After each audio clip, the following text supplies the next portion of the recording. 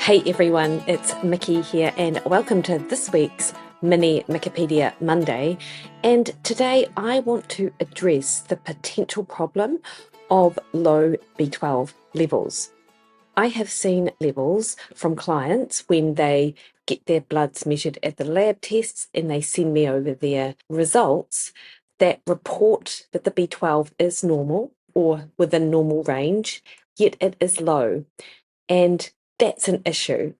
Vitamin B12, or cobalamin, is essential for several key functions in the human body, and this includes brain function. It's essential for the production of neurotransmitters and helps to maintain healthy nerve cells and red blood cells, DNA synthesis, playing a role in the synthesis of DNA, the genetic material that controls the growth and division of cells, energy metabolism, helping to convert food into energy and is necessary for the production of red blood cells as well. Mental health, essential for neurotransmitter production, and pregnancy and fetal development. B12 is important for the healthy development of the nervous system and brain in fetuses and infants. And we find B12 only in animal products, so it is not available in plant-based products. That is why having a good intake of B12 is really important, first and foremost, from food.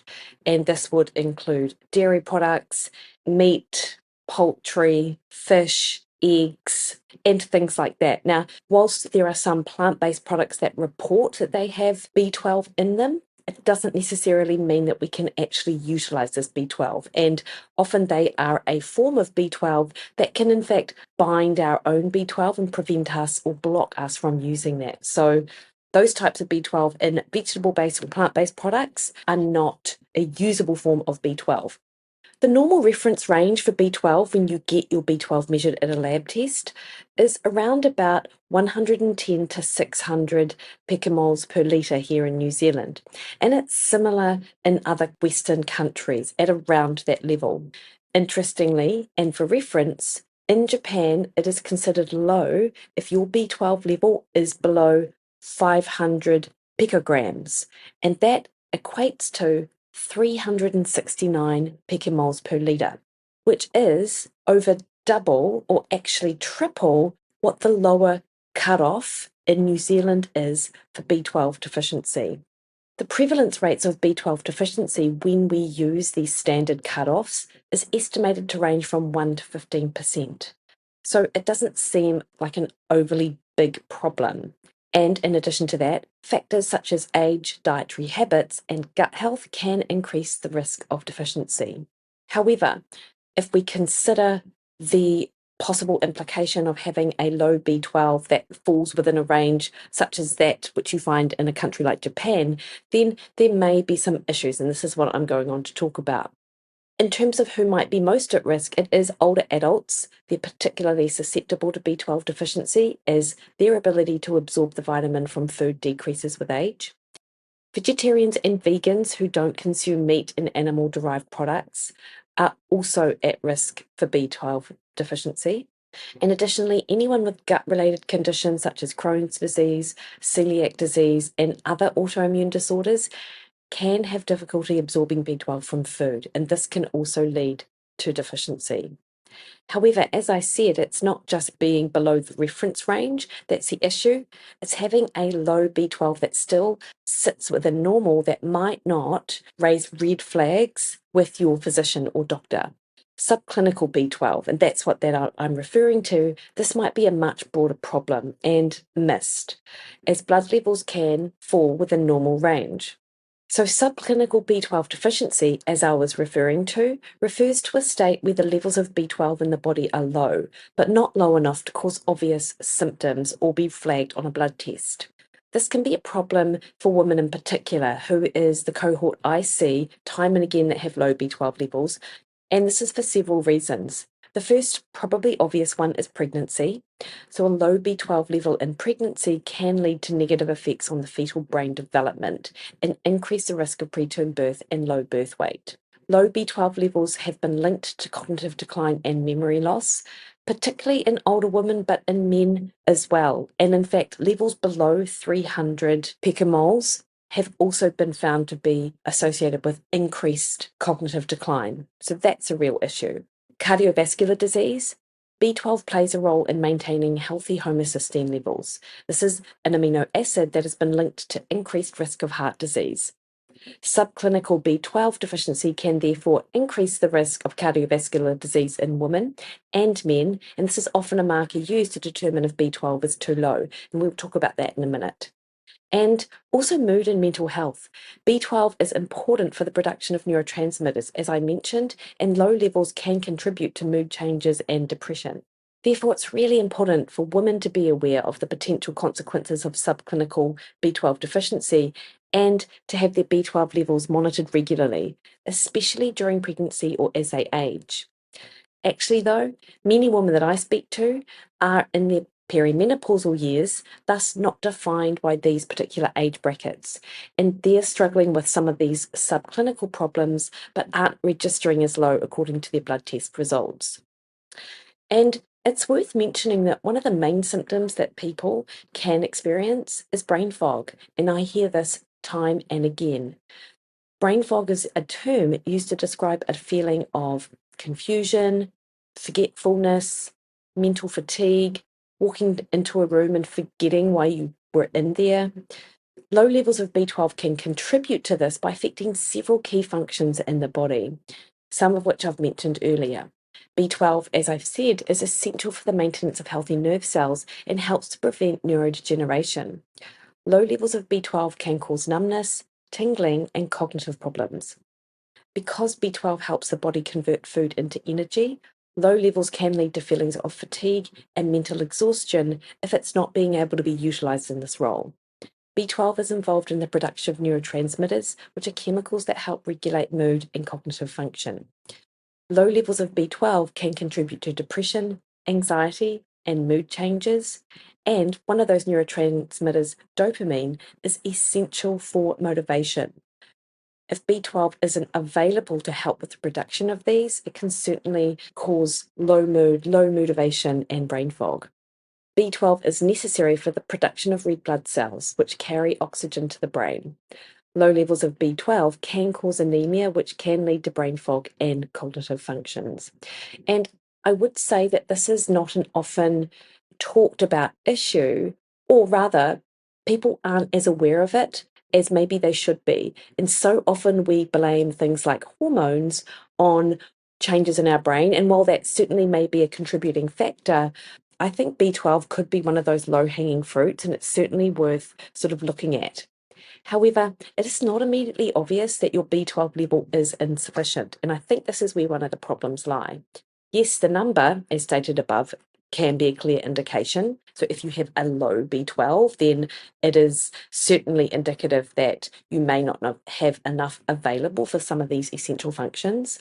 But having B12 in your blood doesn't always indicate that you can use it. So a high B12 doesn't necessarily mean that it's also able to be used. And this is due to the way that vitamin B12 is stored and regulated in the body. Vitamin B12 is stored in the liver, and this can take years to deplete, meaning that a person can have normal vitamin B12 levels in the blood despite not having enough for their body's needs. Additionally, certain factors, as I mentioned before, age, and medical conditions can affect our body's ability to absorb B12. This leads to a deficiency despite normal B12 levels in the blood. Therefore, it's always important to consider other symptoms and factors in addition to the vitamin B12 levels in the blood to determine if a person is deficient in B12. There are clinical tests, though, such as measuring methylmalonic acid, MMA, or homocysteine levels, that can also help to provide a more complete picture of a person's vitamin B12 status. The methylmalonic acid test measures the levels of MMA in the blood, which is a byproduct of protein metabolism. In individuals with adequate B12 levels, MMA is converted to something called succinyl-CoA, and this is then used in the citric acid cycle to produce energy. In individuals with B12 deficiency, the conversion of MMA to succinyl-CoA is hindered, and this leads to elevated levels of MMA in the blood, hence a high level of MMA in the blood indicates a B12 deficiency, and this test is considered to be a more accurate indicator of B12 deficiency compared to a traditional vitamin B12 test. Because, as mentioned earlier, vitamin levels can sometimes be normal even in the presence of deficiency. Similar to MMA, homocysteine levels in the blood can also be used as an indicator of deficiency, because B12 is involved in the conversion of homocysteine to methionine. In cases of B12 deficiency, homocysteine levels can build up because the conversion rate is hindered, again, leading to elevated homocysteine levels in the blood. Therefore, a high homocysteine level in the blood can suggest vitamin B12 deficiency, although it's not a definitive diagnosis, and other tests and factors should also be taken into consideration. Those tests might be an MMA test, again looking at symptoms and also having a consideration for age, function, and gut-related issues. Now, there are many supplemental forms of B12 that someone can take if they find that they are subclinically low in B12, and the most common one is in the form of cyanocobalamin. Cyanocobalamin is the most commonly used form in dietary supplements, but it is not considered the best form of supplementation by some health professionals. The reason for this is that cyanocobalamin must be converted by the body into an active form of B12, such as methylcobalamin and adenosylcobalamin, in order to be used effectively. The conversion process might not occur efficiently in some people, particularly older adults, those with certain health conditions, and also people who might have a genetic SNP in their methylation genes that inhibit that conversion. Therefore, methylcobalamin, transcobalamin, and adenosylcobalamin are often considered to be a better form of B12 supplementation, as they are already in their active form and do not require conversion by the body. As the B vitamins work synergistically, it is often recommended to take alongside other B vitamins such as folate or in a complex. There are multiple brands of B vitamins out there, as I've said, and those that are worth considering from a brand perspective, off the top of my head, we've got Thorne, that's Thorne, Jarrow, BioBalance, and Life Extension are 4 widely available and easily accessible supplements that don't require a practitioner script. And of course, there are many other really good ones as well. Eagle, Douglas Labs are 2 that immediately come to mind. Pure encapsulations would be another one, but these are practitioner-only supplements.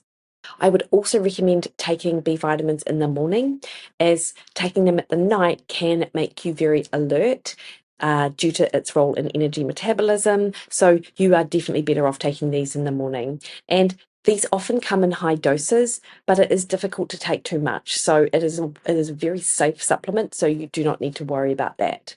Okay, so that is, in a nutshell, B12. So my advice to you is, if you are concerned by any of the symptoms that you might be experiencing, especially brain fog, then I would get my B12 measured. In fact, another symptom that came up with a client of mine was hypotension. So she was experiencing dizziness and lightheadedness whilst she was exercising, which could also be put down, in addition to some of these other symptoms, to a B12 deficiency. One of the things I didn't mention actually were B12 injections. Now, we aren't able to get these off the shelf, but you can ask your doctor for them. And that actually is my recommendation if I'm seeing anyone in the below low 200s for their B12 level. So that is definitely worth considering with your doctor, particularly if you are symptomatic. Again, completely safe, and they can make a world of difference to how you're feeling. Okay, so that's mini Mikkipedia. Information related to this mini episode will be on my blog, so do check that out. Otherwise, have a great week.